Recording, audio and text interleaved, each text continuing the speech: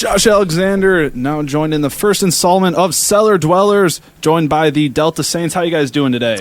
Quite well, thank you. How are you? Doing pretty good. No complaints on a Friday. It's hard to find anything to complain about. Maybe the cold weather. You guys drove in from Nashville? Yeah, I made the real long journey. The long 3 hour, 2.5 hour journey. 2.5 hours. 2.5 hour journey. You guys drove fast. And you're playing at Lamasco's tonight. We are. And it's not your first time there. What do you guys like about playing at Lamasco's? They have something called a Superman. Superman. Which is like 16 different liquors in a glass. No, Lamasco's is cool. Like Evansville, like it's kind of this hidden gem that we didn't quite expect the first time we played here. People seem to like music, seem to like coming out and seeing music, at least for what we've kind of experienced. So it's been fun, and we enjoy coming back. Now, for someone that's never seen you guys or heard your music before, how would you describe your live shows to someone that's unknown to the Delta Saints? We like to make music that kind of people can dance and get down to. People come to shows to hopefully get away from their 9 to 5 Monday through Friday thing, and we like to provide that atmosphere. We drink and we like to dance, and we like to play loud music and just kind of create kind of a fun kind of whatever environment. So now I feel like the best way to get to know a band is to hear you guys play something. So what are you guys going to play for us today? It's a song called Drink It Slow. It's off our new album that we just released. And it's a song about drinking a little bit in New Orleans. All right, Drink It Slow off Death Letter Jubilee by the Delta Saints right here on Cellar Dwellers.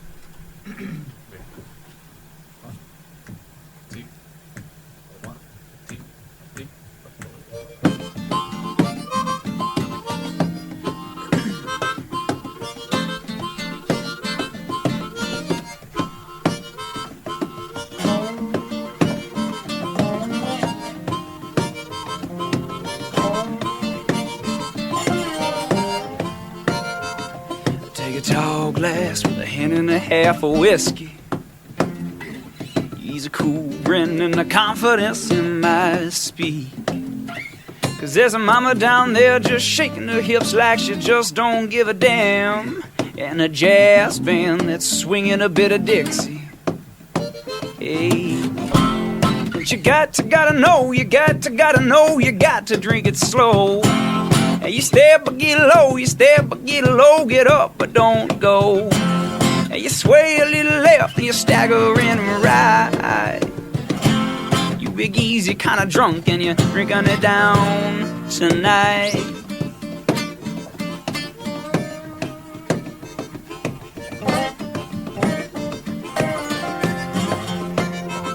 You watch your hips move to a slow and a steady motion. You rock your head back and your hair fall down your neck.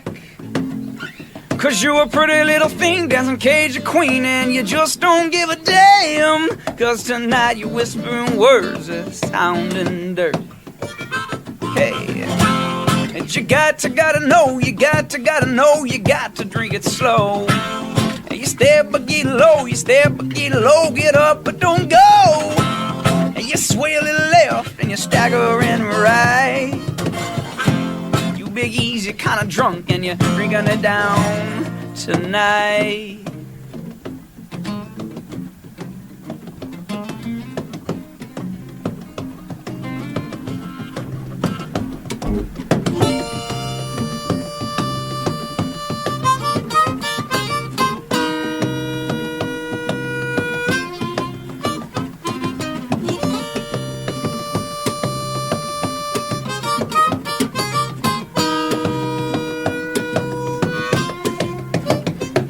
Hearing last call, but I ain't even close to stopping.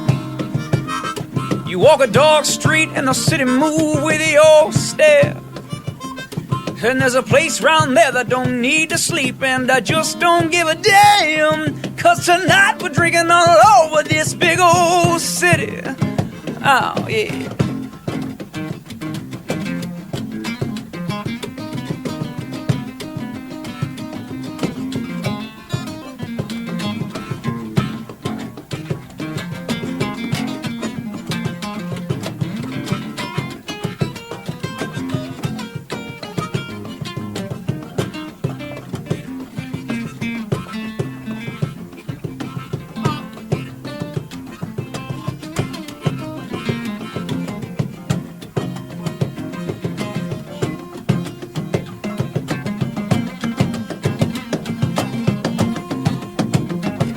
take a tall glass, take a hand and a half. Always a cool grin and a confidence. And you gotta know, you got to drink it slow. And you step or get low, get up but don't go. And you sway a little left and you stagger and right. You big easy kinda drunk and you're drinking it down tonight.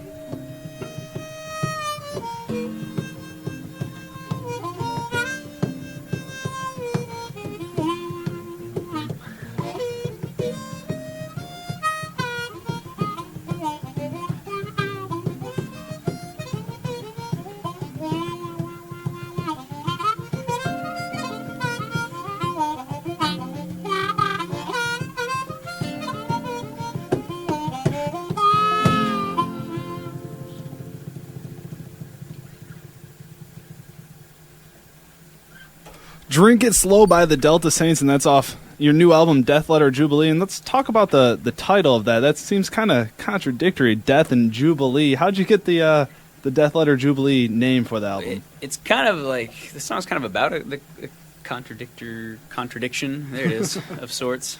Contradictory. It's just kind of about that feeling of being happy about somebody else's hardship or demise, and how it's kind of a backwards feeling that we're taught not to have, but that you just kind of have sometimes, you know, when somebody who just kind of pisses you off gets their windshield busted in, you know, or like gets a flat tire on the interstate or something, you're just like, good, karma, you know, and you're just like, wait, well, you know. So it's just kind of about that contradiction of feelings that people get sometimes. And all right, and that came out earlier this year in January, correct? Yeah, January 15th, so a month ago, I guess. And then it just got released in Europe today. Today is released all over that other continent. So, now, what went into the recording of Death Letter Jubilee? Talk about that process a little bit. Yeah. Well, we before this is our Death Letter Jubilee is our first like full length release, and before that we released 2 EPs, which are just smaller like 6-song releases, and so. We released our last EP in like 2010, and pretty much before it was released, started writing for our latest record. And so just spent 2 years touring a lot. You know, we did something like 400 or 500 shows in like that span of time, and just started writing. And then we got home in 2011 or 2011 or 12, I don't remember, but from our second European tour, and just really started focusing on the record. You know, we wrote a bunch more songs and went to the studio for like 16 days, I think it was, something like that, or yeah, something like that, and just kind of knocked the record out, and then spent like 6 or 8 months doing the mastering process and artwork and all that kind of stuff. So it's a long like year process of doing it, but it's kind of like birthing a child, I imagine. You know, like at the end of 9 months, all the glitz and glamour, being like, oh, I'm pregnant, my pregnant glow, like that's all gone. You're just ready for that little bastard to be out. So, and the good thing about the album doesn't poop everywhere, so it doesn't, and it doesn't cry, you know. But yeah, so it was good though. We're excited. It's been a crazy month, just like releasing it, doing any big project, you know, like kind of when you release it, like it's just kind of hectic. So it's been crazy. Doing stuff like this, which is awesome, you know, radio stuff and you know, interviews and yeah, it's just it's been fun. It's been a fun month. Now, as far as songwriting for the album goes, is there one central songwriter for the group, or is it a collaborative effort? It really is collaborative. It's a lot more fun that way. I think we've all been in situations musically where there is like a central writer and everybody else, you know, just kind of goes along with it. But everybody in this band really has a footprint on each song. You know, it can kind of come from where there's some songs on the record that came from Dylan's guitar riff that he wrote, some that came from the drums. You know, I write all the lyrics, you know, and so like that's kind of my contribution to it. But it's really collaborative, and it's more fun for us that way, you know, because we've got 5 musicians, you know, who each come from different backgrounds and have different influences and styles, and so to be able to tap in and use all of that effectively it's nice. I mean, it works well for us. Now, when you're writing your lyrics, where do you draw inspiration from? Man, I don't know. It started at the beginning. It was all like these, my weary 20-year life, which was kind of a joke. At 20, you don't have depth. Mm-hmm. You're figuring stuff out. You're in college, or just starting to hit the real world. So it started out there, but I quickly realized that there just wasn't much depth. And so then I kind of started branching out a little bit. I love documentaries. And so I try to watch as many of those as possible, pull from there, or just stuff around you, whether it's in the news or people you meet or whatever. What's your favorite documentary that you've watched lately?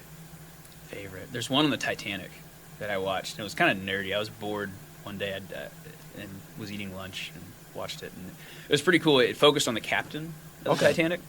Because everybody, the only thing I knew was what I saw in the movie Titanic. Mm-hmm. Leo DiCaprio and this white bearded, old guy that went down with the ship. But it was really interesting because he was like a decorated veteran of the sea, like a sailor and captain and whatnot. And the journey from, was it London or from Europe to New York? The Titanic's first and only journey, I guess, was to be his career-ending, gold star kind of thing, and he went down with the ship. It was a career ending, just exactly. no gold star. Yeah, he didn't, that was career and life ending.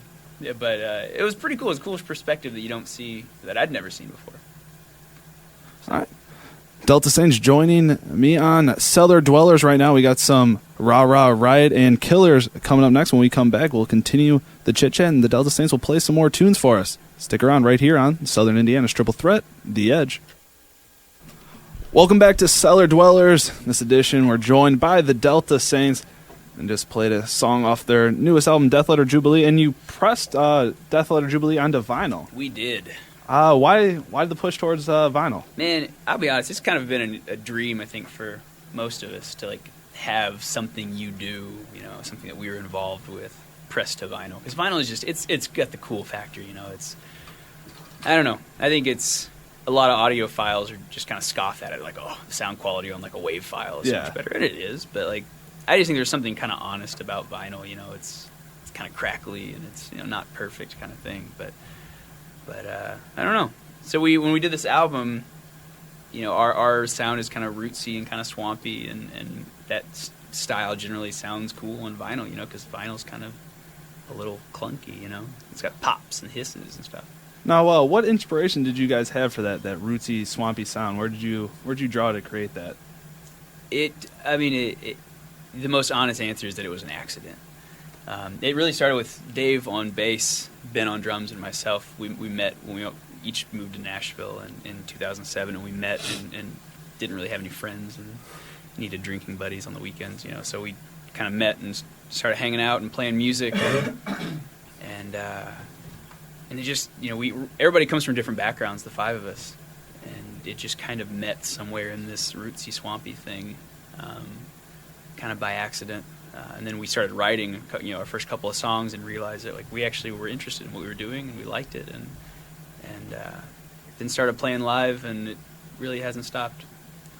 So when you guys met, did you initially set out to have a different kind of sounding band, or was it just kind of one of those things where you're just playing together and it naturally evolved? Or I think we really just started playing together. In fact, I think the first time we played, we were just playing covers, I think, right? Wasn't that with Goose? We had a buddy named Goose, and we just were all playing in David's apartment. And then it just kind of evolved, kind of unintentionally, but again, what we were hearing, that the music that was coming out was interesting, and I don't think any of us ever wanted to play commercial country music, like what Nashville's known for. None of us were really interested in that. But it was kind of accident. No one knew that 5 years later we'd be doing this, 200 days a year. Now, what were some of your favorite songs to cover when you guys first started playing? Or some songs you still like to cover now? I think it didn't go over well, but John Butler Trio, Zebra. Wasn't it Zebra? Mm-hmm. Yeah, Zebra. That was a trip. But now. We've done some Chuck Berry, which is always fun. Little Johnny B. Good and Otis Redding. What's the name of that? Hard to Handle. And now we're kind of playing with some more recent songs. We cover Gnarls Barkley in a set, which is kind of fun. And trying our hand at some Zeppelin and stuff like that. So it's, you know, it's fun. Like we originally kind of really focused on like the old school rock and roll, you know, Chuck Berry and such, but are finding that, you know, covering a band like Gnarls Barkley is kind of fun because it's known as just a sound, a certain sound, you know, Gnarls Barkley being kind of this produced like rap. I don't want to call it rap, but you know, just this like pop, I guess. It's kind of fun. You have freedom, you know, because you're like, I want to make this sound rootsy, and so you can pretty much do whatever you want to it, you know, and it's going to sound different. Yeah, so, as long as you have the lyrics of the song, people are going to be able to recognize it. Well, and half the time, no one knows the lyrics anyways. Yeah. You know, they know the chorus, you know, which is kind of nice. So, I don't know. It's fun. Now, what's the next song you guys are going to play for us? It's another one off of our new album, Death Letter Jubilee. This song is called Out to Sea, and it's kind of a quiet, kind of a intimate. A little bit. It's a nice spot on the record where people can kind of take a breath. And, now, what's the story behind Out to Sea? Well, seeing as it's the day after Valentine's Day, I guess it might lead in quite well. But it kind of just explores that idea where, you know, somebody says that cheesy line like "I couldn't live without you," you know, like kind of, and you just kind of roll your eyes, but you know, kind of actually looking at that somewhat legitimately, not legitimately, somewhat. I don't know the word I'm looking for. There's actually kind of analyzing that and realizing that, like, you know, if you were in that position, kind of. So it's kind of sweet, kind of sad. All right. Out to Sea by the Delta Saints right here on Cellar Dwellers.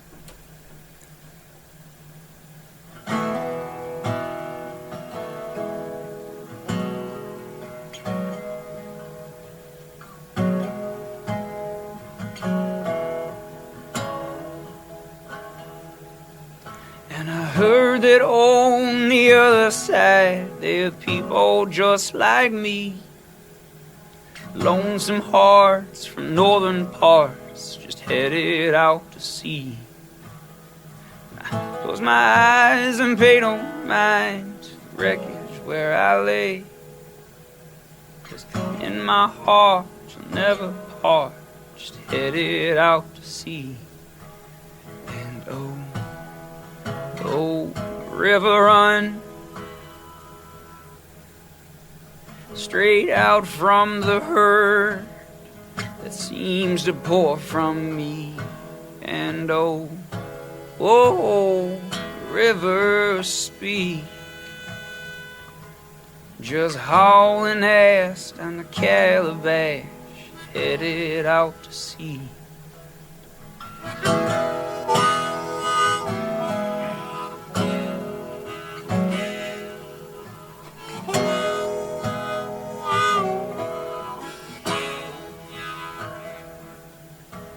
My old man, he raised a heavy hand and he passed it down to me. That in your arms I'll do no harm, just headed out to sea. Close my eyes and pay no mind to the wreckage where I lay. In my heart you'll never part, just headed out to sea. Oh, river run straight out from the herd that seems to pour from me. And oh, river speak, just hauling ass down the calabash, headed out to sea. And oh, river run straight out from the herd that seems to pour from me. And river speak, just hauling ass down the calabash, headed out to sea. And I heard that on the other side there are people just like me. With my last breath I pray that I'd find rest, just to head it out to sea. Out to Sea by the Delta Saints off their newest album, Death Letter Jubilee. Right now we have some Willie Moon and Ben Sinister coming up, but when we return to Cellar Dwellers we'll have more from the Delta Saints. Stick a tune right here to Southern Indiana's Triple Threat, The Edge. Welcome back to Cellar Dwellers, joined by the Delta Saints.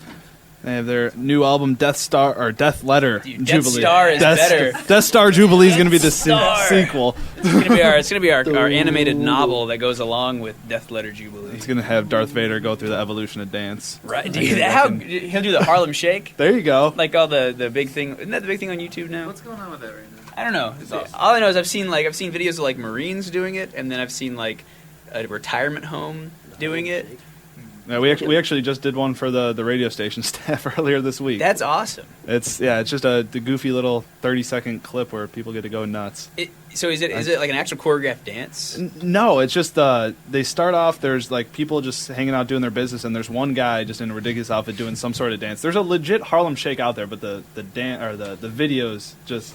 Yeah, It's just like Wait, it's like so you look like Weekend at Bernie's. Yeah. that's what it is. It's like yeah, it's like a that's the ghetto Harlem weekend Shake. at Bernie's. It's just like your body's loose. And That's awesome, dude. We should do a Delta Saints Harlem Shake. Yeah, there you go. Yeah, but then the beat drops in the song, and then it cuts to the same location, but everyone you pack as many people as you can and get them in crazy outfits and just tell them to go crazy. And it's What a cool idea.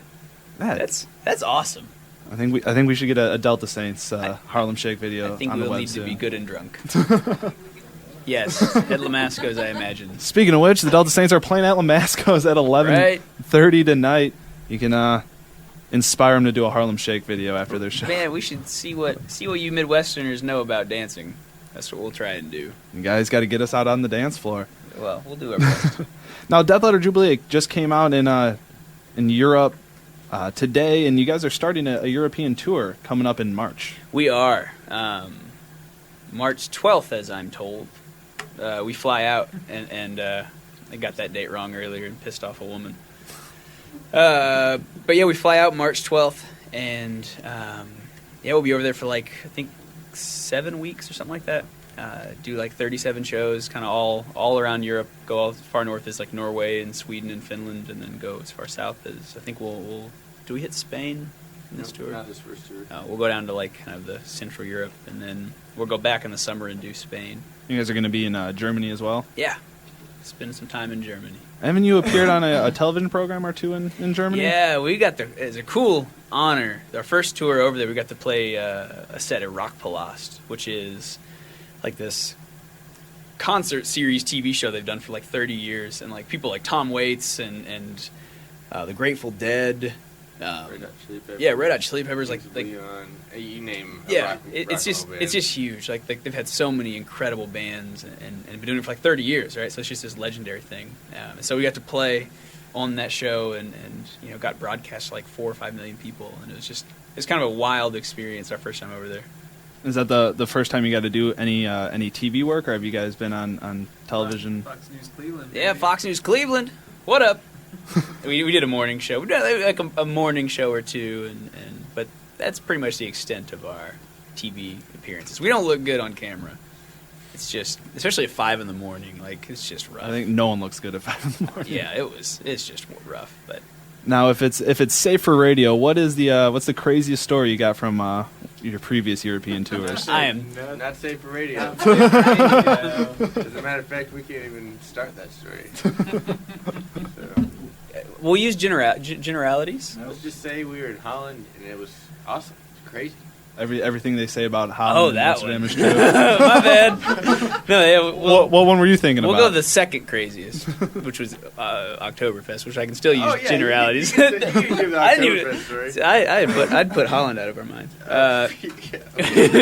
Block that out. Yeah, our first tour over, we had a couple of days off in Germany. We were staying at this really like quaint, picturesque border town on the German-Austrian border, right in like the Alps. Like it's just gorgeous. Had a couple of days off, and so we took like a 2-hour train ride to Munich and went to Oktoberfest, which was incredible. We've all been to like the U.S. Oktoberfest, thing, the local pub or whatever. But we were like, what the hell? We're here. So we went, and it was unreal. You walk in and it looks like the Ohio State Fair, because it's like a kid's, it's like a family carnival, like fair thing, but in the middle you just have these massive beer gardens. Yeah, and it's like the horse and livestock buildings at your big fair, like these massive like long buildings, except for you walk in and it's 5,000 drunk Germans in each building. And there's like 6 or 8 buildings. So we go in, we're having fun. You can only order beer in liters, which bodes well for American tolerance, alcohol tolerance. And I think we got there like 10:30, and I think by 1:30 it was just not good. Like 5 liters of beer later, you're not just good or too good? Too good. Too good, so it was not good. And we got separated into 3 groups, 2 people, and 1 person. And one of us passed out on a lawn. Who wasn't following the buddy system? Well, That was my fault. that Started feeling a little ill. Figured I should go outside where there's grass, and Yeah. then woke up 3 hours later in that same little plot of grass. and the 2 parties, the 2 other parties, 2 and 2, got separated from each other and from our one party and 1 person party. And so both of the 2 people parties were just like, let's go to the train station and go home. And so we did, and we actually met up with the other second 2 people party at the train station. So there was a 4-person party and then a 1-person party. And the 4-person party went back to our hotel 2 hours away. In a little Be it tiny town, Oberaudorf, Altdorf. Germany. We went back and left the 1-person party in Munich. And he doesn't speak Germany. Nope. Wow. Didn't Doesn't he? speak German. They I'm drunk. don't speak no Well, German. it's better than not being able to speak English. That is correct. He doesn't speak German. So at about, You could barely speak English. we thought it was great. We thought it was a fine idea because we were all just sloshed. And then about like 9:30 at night when it's dark and the severity of the situation sets in, we were just like, oh no, like should we call his mom? Like what? But then what would she do? Like how do we remedy this situation? And so I think we decided to go out to a bar. And as we're walking out of the hotel, like he comes walking up the steps, somehow made his way, and then his side of the story I think gets a little hairy. Yeah, it was an adventure getting home, that's for sure. I didn't know what town we were staying in. I didn't know what the town was called. Didn't speak any German, and I didn't have a way to communicate with anybody. No cell phone service or anything like that. So luckily I had my passport and a little money, and I literally actually just train hopped back.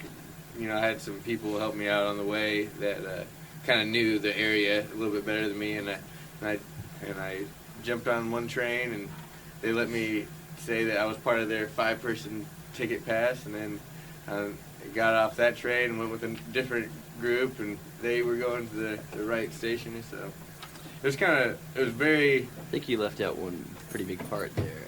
You got mugged. Oh, what? That is a pretty big part. Yeah. Well, I mean, someone tried to pickpocket me, and there were a lot of cops around, and they got in a lot of trouble. After you took him down. Choke slammed him in the Munich. No. So it wasn't a very stealthy pickpocket? Well, it was, but not stealthy enough. Yeah. I was literally just putting my phone back in my pocket, and I was wearing this jacket actually. And as soon as I put it in, I felt another hand go right in there and grab them by the wrist, and they were caught. And so it was definitely pretty hairy getting back, but made it home. So that was a crazy Oktoberfest. Don't go to Munich. Actually, go to Munich. Go to Munich. Just have a liaison or like a babysitter or something. That was when I realized that it's okay to put children on leashes. Because if we would have had leashes, like to our tour manager, like we wouldn't have had a good story, but we all would have gotten home at the same time. If he had leashes with that turbulent, Yeah. we would have gotten more trouble. That might be true. So, my kids will be on leashes. Is what I'm trying to say. Now, is there any difference in playing overseas in Europe and playing in the United States? Yeah. Yeah. No, Europe's fun. Like it's different. It's kind of a. I mean, it's just different. Like the cultures and they're just overall kind of appreciation for art is it's very different. Because they've been doing it so much longer.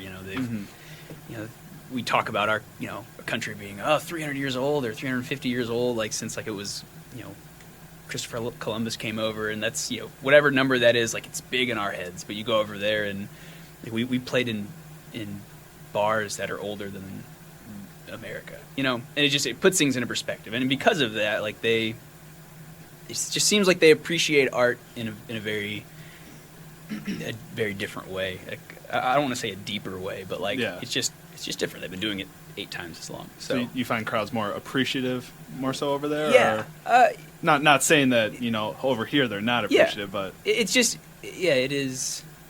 They are. They're more ready to accept it. They're more hungry for American music, at least. Yeah, just and because Americans take for granted. Right. Yeah, because everything in the pop culture here just moves so quickly. You know what I mean? Like, whatever is at number one right now, in 6 months, they could be back at their job at Wendy's or like Best Buy or something. You know what I mean? Like, that artist could. Whereas over there, there are bands that had hits in the early '90s that still sell out 500-person bars every night. Whereas over here, like, they're a bit more loyal. Yeah. So they're not going to move on to the next big thing. Yeah, it's a different type of loyalty, I guess. Yeah. And so it's cool for a band like us. We're still a young band. We've been doing this for 5 years, and we tour a lot, but we're still young in comparison to a lot of bands. And it's cool to be able to go over there and be seeing like kind of the growth of what we're trying to do, and seeing kind of moderate amounts of success kind of here and there. Now, if any of our listeners enjoyed what you guys have been playing, where can they go to check out your music and more about the band? Lamasco's at 11. Actually, probably at 9. Come out at 9 so we can start drinking, and then there's another band playing tonight who I've just heard rave reviews of. I know. Oh. Sorry. He was getting there. Backseat driver over here. Take a left. Also, the deltasaints.com. It will, it's our website. We also have a Facebook. Just look up the Delta Saints on Facebook, or Dylan Fitch. He can give you directions as well. But no, just the website, Facebook, or Lamasco's, and just see it firsthand. All right, the Delta Saints, they're at Lamasco's tonight at 11:30. Thanks for coming in and joining me today. It was excellent having you guys in studio. And can you send us off with a song? Yeah. First, should this be turned? Have I been speaking to the wrong end of the microphone all night? No, I mean, we could turn it. Okay. I mean, it doesn't matter. It picks up sound from all around. I thought about that earlier. I was just like, he's speaking into the other end of that. And I was just like, that's great. But this last song is a title track off the new album. It's called Death Letter Jubilee. It's kind of it's a fun one to see live, because it's, in studio it's kind of a intimate performance, but live it's just loud, and it's a bit more of a rockin' song. Yeah, it's a good one to dance and kind of shake your hips to. All right, well, that'll do it this time for Cellar Dwellers. We send you off with Death Letter Jubilee by the Delta Saints on The Edge. 1, 2, 1, 2, 3.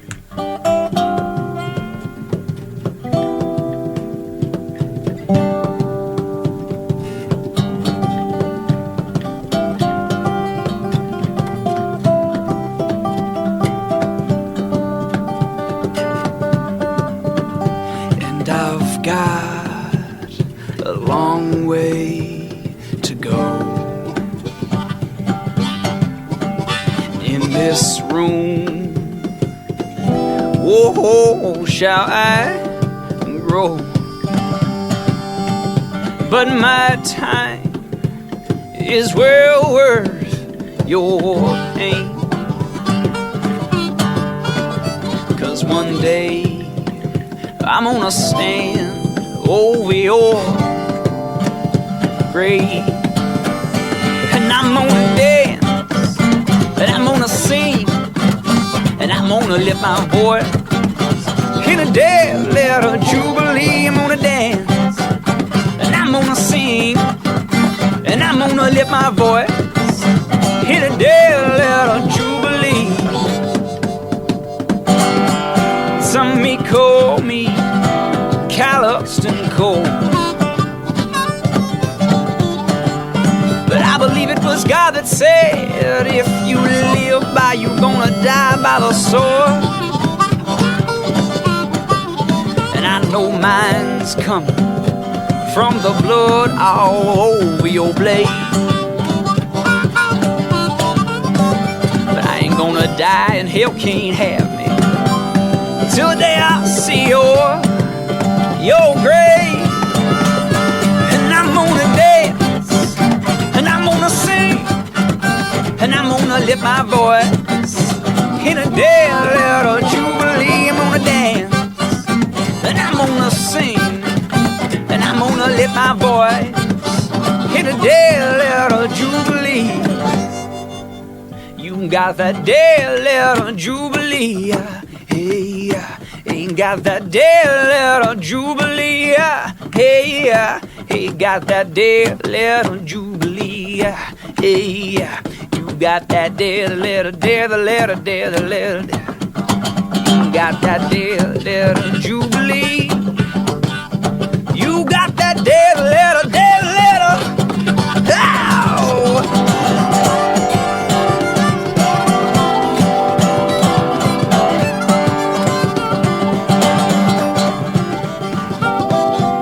Some days I wish that I turned out right,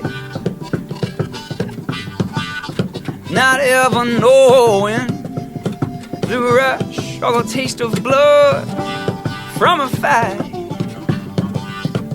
That I'd been a doctor, oh, a preacher, oh, a good man to my wife. Now you dance o'er my grave when the good Lord takes my life.